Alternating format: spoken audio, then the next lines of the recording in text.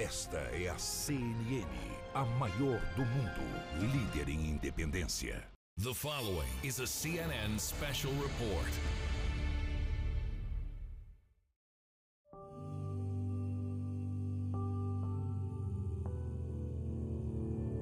"16 kids.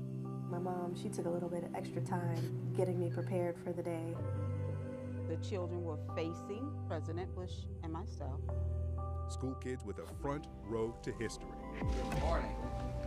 When he walked in a room, I was like, oh my gosh, that's him. This is actually the president. I could touch him if I wanted to reach out. Until the unimaginable happened. A plane has crashed into one of the towers there where Innocence lost. Join me in a moment of silence. And they just kept saying, a terrorist attack, a terrorist attack. 20 years later.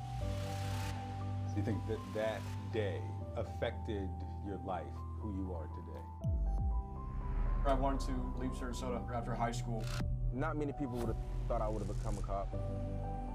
I've had my stumbles, you know, I've been to prison twice. It's always gonna be a part of our lives. There was only 16 of us with him. We get to be the people that tell the story. Tonight, their stories in a CNN special report.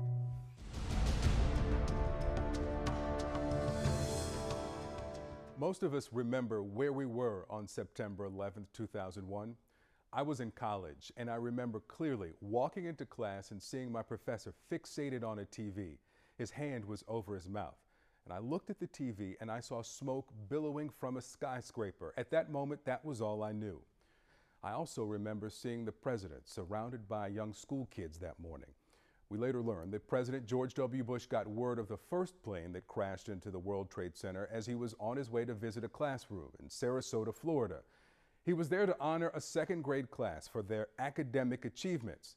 The President of the United States, and they were starstruck. Then Andy Card walked in, and the image of the then White House Chief of Staff whispering to the president that a second plane had hit the World Trade Center as those children watched is still haunting 20 years later. Those students are now 27 years old, and I wondered whatever happened to those kids and their teacher.